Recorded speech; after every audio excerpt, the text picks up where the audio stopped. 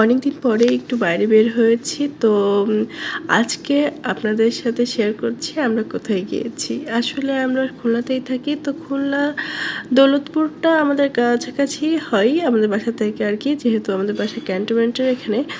তো দৌলতপুরের এই রেস্টুরেন্টটা আমার কাছে বেশ ভালোই লাগে, আমরা প্রায় এখানে যাই। আর এটা বেশ খোলামেলা পরিবেশ, এখানে এসে বেশ ভালোই লাগে। আর এদের খাবার দাবারগুলো বেশ ভালো। তো একটু বিকালটা কাটানোর জন্য এসেছি।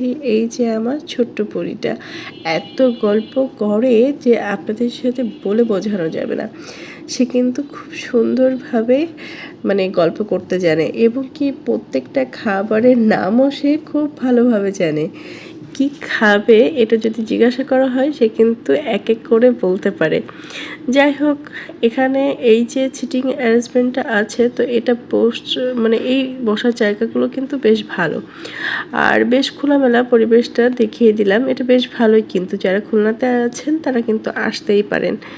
এই তো আমরা একটু সুন্দর সময় পার করছিলাম। আর এই রেস্টুরেন্টের পাশ থেকে না আপনারা রোড সাইডটা খুব সুন্দরভাবে দেখতে পারবেন। তো এখানে নুডলস চলে এসেছে, আমার মেয়েকে ওটা খাওয়াবো। আর ও প্রত্যেকটা জিনিসই টুকটাক টেস্ট করে, আমি ওকে প্রতিটা জিনিস খেতে দিই। আর এই তো মাশাল্লাহ, একটু অবশ্যই মাশাল্লাহ বলবেন।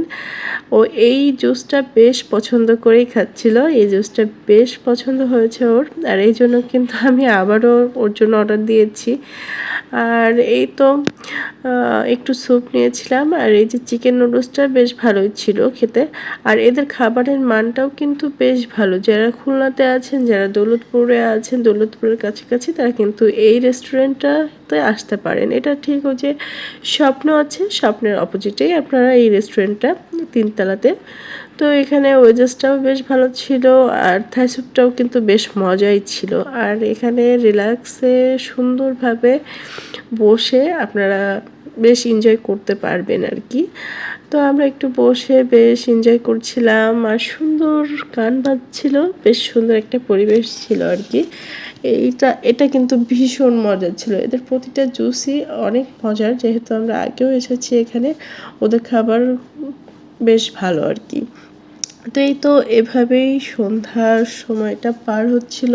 আর এই যে বাইরের দৃশ্যটা দেখছিলাম, কত ব্যস্ত শহর, তাই না? তবে ব্যস্ত শহরের মাঝে নিজের আপন মানুষের সাথে কিছুটা সময় পার করতে পারলে কিন্তু বেশ ভালো লাগে। যান্ত্রিক জীবনে আসলে আমাদের তো এখন সময়ই হয়ে ওঠে না। আমাদের মতো করে আমরা আর কি সময়টা একটু বের করে নিতে পারলে বেশ ভালো লাগে। এই তো নিজেদের মতো একটু সময় পার